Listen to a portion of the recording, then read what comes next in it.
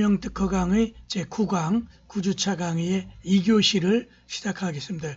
1교시에서는 특허권 또 로얄티 실시료에 대한 산식 가치평가, 특히 특허권의 가치평가 방법을 개괄적으로 설명했고요. 이번 2교시에서는 특허를 이제 라이선스 주는 거죠. 독점, 배타적인 특허권을 또 전속적으로 어느 특정 기업이나 특정 사람에게 넘겨주는 걸 전용 실시권이라고 그래요. 2장을 강의하겠습니다. 네, 2장 특허권의 전용 실시권, 전용 실시권의 의의. 전용 실시권이라 하면 지식재산권 권리자, 외예자가 권리자 간의 계약에 의해 내용, 지역, 기간을 정하여 그 범위 내에서 해당 지식재산권을 독점적으로 실시할 수 있는 권리, 즉 한 사람이 독점적 권리를 수여해 줄 때 말 그대로 전용 실시권이죠. 특허법 100조, 상표법에도 전용 사용권, 통상 사용권, 상표는 사용이란 용어를 쓰죠. 95조, 또 디자인보호법 97조, 내가 등록한 디자인을 너만 그 제품을 만들어라, 뭐 이렇게 해서 디자인을 써라, 97조. 그래서 산업재산권에 각각 전용 실시권에 대한 그 규정이 따로따로 있죠. 특허권자와 실시권자 간의 전용 실시권 설정 계약을 체결하고 이를 특허청에 등록함으로써 발생하며 전용 실시권자는 설정 계약의 범위 내에서 특허 발명을 독점, 배타적으로 실시할 수 있다. 그래서 다른 곳에 자기랑 전용 실시권을 A와 B 간에 맺어서 B가 독점권이 있는데 C에게 또 전용 거기다 통상 실시권을 줘서는 안 되는 거죠. 그럼 계약 위반으로 손해배상 청구나 계약 해지 문제가 있겠죠. 그 다음에 2번에 전용 실시권의 이전과 소멸, 괄호 1번 전용 실시권의 이전, 가령 A가 B에게 전용 실시권을 설정해 줬는데 B가 C에게 그대로 또 전용 실시권을 이전하는 건 어떻게 하는가, 이걸 설명해 보는 거죠. 전용 실시권의 이전, 괄호 1번. 전용 실시권자는 특허권자 동의를 받아야만, 왜? 독점권이기 때문에 함부로 막 해서는 안 되겠죠. 전용 실시권을 이전할 수 있다. 그러니까 특허권자의 동의를 얻으면 B가 C에게 또 전용 실시권, 그러면서 자기의 라이선스료를 회수하겠죠. 특허 발명에 대해서 어느 정도 자본을 가지고 어떠한 기술에 의하여 실시를 하는가 하는 것이 특허권자에 있어서도 중대한 관계를 가지기 때문에 원칙적으로 특허권자 동의를 받은 경우에 하나여 전용 실시권을 이전할 수 있게끔 그렇게 법 규정이 되어 있는 거죠. 그래서 전용 실시권이 공유인 경우에는 다른 공유자, 왜냐하면 독점 배타적 지배권의 n분의 1, 이른바 물권의 공동소유랑 비슷하죠. 그래서 다른 A, B, C 3인의 그 특허권자가 있다면, 공동특허를 출원해서 특허 등록을 했다면 2명 A가 B, C를 동의 얻어서 갑에게 이전한다라든가 이렇게 할 수 있겠죠. 그 지분을 양도할 수 있다. 즉 여기서 전용 실시권의 이전이나 전용 실시권 설정, 이런 거는 일종의 권리의 처분행위에 해당하기 때문에 단독으로 할 수가 없는 거죠. 공동특허권자의 전원이 하여야 된다. 괄호 2번에 실시사업의 이전, 아까는 특허권 전용 실시권을 그대로 라이선스 주면서 이전을, 이번에는 사업을 이전하는 거죠. 실시사업을 이전하여도 실시권을 이전할 수 없게 된다면 실시사업의 설비가 가동될 수 없는 경우가 발생하고 또 껍데기만 인수받는 게 되겠죠. 권리를 이전해야 되는데, 그래 실시장려를 통한 산업발전에 이바지하는 특허법 목적에 부합하지 않기 때문에 실시사업과 함께라면 특허권자의 동의를 받지 않더라도 전용 실시권을 이전할 수 있겠다. 즉 통괄적, 우리가 M&A 같은 걸 얘기하죠. A기업과 B기업이 B기업으로 인수합병될 때 B기업이 모든 A가 가지고 있던 실시사업권을 그대로 포괄적으로 승계받게 되겠죠. 그럴 때 A가 갖고 있는, 즉 갑으로부터 전용 실시권을 수여받았다면 그 로얄티를 지급하고 했다면 그걸 당연히 인수합병회사인 B사가 A로부터 인수해가는 걸로 설명을 해야 실질적인 사업 이전이 이루어질 수 있다. 그래서 실시 사업이 좀 더 넓은 그 안에는 특허권 내지는 특허 전용 실시권 같은 게 포함되어 있다고 해석하는 거죠.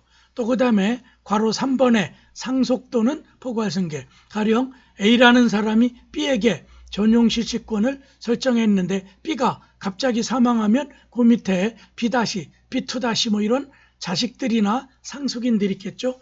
배우자나 또 직계자속, 자식, 자손. 그래서 상속이나 그 밖에 포괄 승계 경우, 포괄이라는 건 권리 의무를 하나로 묶어서 다 넘어갈 때 권리의 포괄 승계, 상속이 대표적인 일반적 포괄 승계권이죠. 상속권이 승계인의 범위가 한정되고 특허권자가 불측의 손해를 입을 우려가 또 적고 피승계인의 권리 의무가 포괄적으로 이전되기 때문에 특허권자의 동의를 받지 않더라도 전용 실시권, 상속권자는 당연히 그걸 승계받은, 그래서 상속이나 포괄 승계, M&A 같은 게 포괄 승계 사례죠. 그런 경우에는 당연히 양수인이 양도인의 전용 실시권을 이전받는 걸로 해석한다. 그 다음에 괄호 4번에 전용 실시권자의 담보 설정, 특허권도 산업재산권, 지식재산권으로서 경제적 가치가 있기 때문에 담보 제공이 되죠. 아까 특허를 출원만 해고 아직 등록 전이라도 그걸 이전 내지는 담보 설정할 수 있다고 그랬죠. 제가 가치권을 그래서 가치평가를 하는 거예요.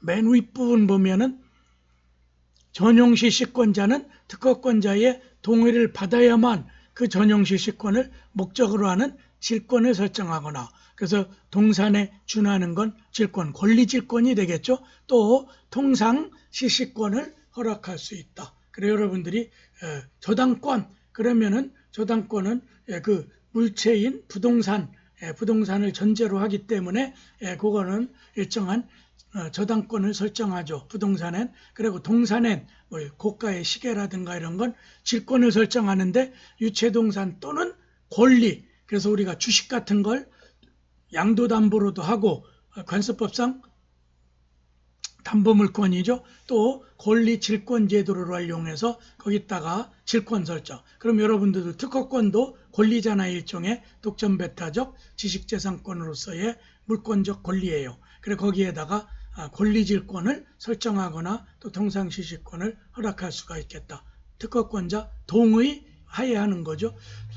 꼭 상단에서 세 번째 줄에 전용 실시권이 공유인 때는 다른 공유자의 아까 전원이어야 된다고 그랬죠.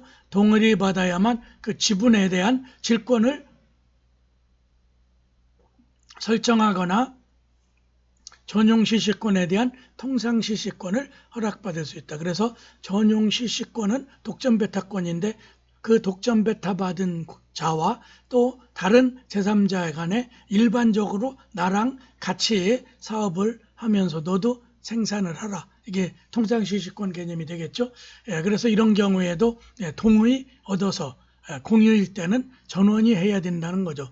자기 혼자 n분의 1 지분을 가지고 그걸 양도하거나 통상실시권을 설정해줘서는 안 된다.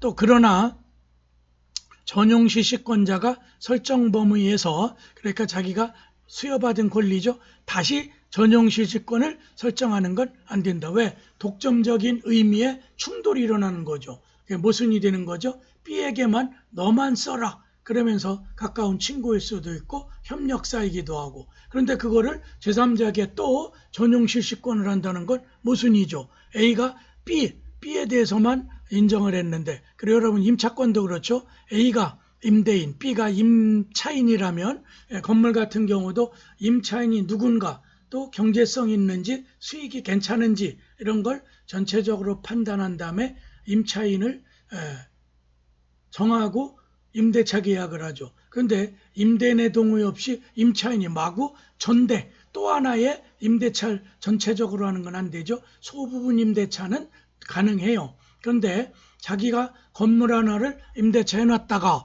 임대인 A의 동의도 없이 B가 C에게 전체를 다 넘겨버리고 보증금을 회수해가는 건 안 되죠. 임대인의 동의하에 전대차는 유효하게 성립하죠. 또 우리가 전질권도 그렇죠. A가 B에게 권리질권을 설정했는데 질권자인 B가 A의 동의하에 전질, 그걸 같은 책임과 효력 범위에서 C에게 또 재질권을 설정하는 걸 전질, 또 전대차 뭐 이런 얘기를 쓰죠. 또 전전세, 물권의 전세권을 또 한 번 제3자에게 하는 건 전전세, 이런 말 쓰죠. 다 동의를 얻어야 된다. 권리자의.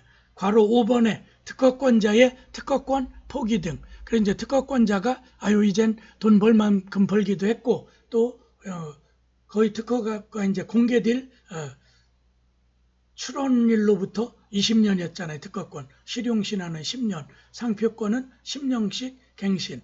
그 다음에 디자인권은 17년이죠. 저작권은 생전에 계속 유지하다가 사후 70년. 어마어마하게 길죠. 그리고 거기 이제 특허권 포기를 설명해 보면 특허권자는 전용 실시권 자가 되겠죠. 자가 빠진 건네. 전용 실시권자의 동의를 받아야만 특허권을 포기하거나 특허의 정정 청구 또 정정 심판 청구. 왜냐하면 청구항이 바뀌고 어떤 효력 범위가 달라질 수 있으니까 전용 실시권자의 권리를 침해할 수가 있죠. 그래서 전용 실시권자 동의 얻어서 포기하거나 심판, 청구항을 줄이거나 넓히거나 이해관계가 얽혀 있기 때문에 전용 실시권자 동의를 얻어서 특허권 포기, 아니면 전용 실시권을 해지해야 되겠죠. 소멸시킨 후에 포기하는 건 얼마든지 가능하겠죠. 전용 실시권자는 전용 실시권을 목적으로 하는 허락에 의한 통상 실시권 및, 그래서 자기가 독점 있는 걸 제3자에게 같이 대등한 수준에서 숟가락 하나 던져놓는 거죠. 통상 실시권 및 질권이 설정되어 있는 경우 통상 실시권자 허락, 질권자의 동의 얻어야만 전용 실시권을 포기할 수 있다. 그래서 전용 실시권을 통해서 또 하나의 권리가 파생됐다면 그 전용 실시권을 함부로 포기해서 그 이후의 권리자들의 권리를 상실시켜서는 안 되겠죠. 그래서 전용 실시권 포기할 때 스스로 전용 실시권자의 권리 포기도 그 후순위 다른 권리자들의 동의를 얻어서 포기해야 된다. 그 자들도 이제 더 이상 생산 안 하겠다. 그런 경우에만 포기가 가능하겠죠. 그 다음에 괄호 6번에 전용 실시권이 마지막엔 소멸하겠죠. 전용 실시권은 특허권에 부수하는 권리이므로 특허권이 소멸되면 당연히 그렇죠. 원권리가 소멸하니까 전용 실시권도 따라서 소멸할 것이고, 또 특허권이 국가가 또 어떤 국방정책상 강제 수용할 수도 있겠죠. 그 특허 기술을. 그럴 때 특허권이 수용될 때도 소멸하고, 특허권 소멸 내지는 수용으로 전용 실시권은 종된 권리로서 소멸한다. 한편 이위에도 전용 실시권 스스로 거기에 다른 권리자들이 있다면 동의 얻어야 되죠. 포기, 또 혼동이라는 건 전용 실시권자가 특허권을 양수받는 경우죠. 그래 보다 큰 대는 소를 흡수한다. 이게 혼동법리죠. 물권법에서.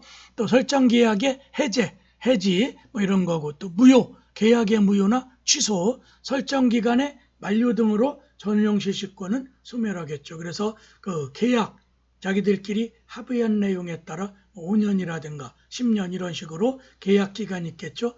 실시권 기간을 설정했다면 그 기간이 끝나면 당연히 소멸하겠죠. 2교시 여기서 잠깐 마치고 3교시 통상 실시권을 10분 후에 계속 강의해 드리겠습니다. 10분간 휴식.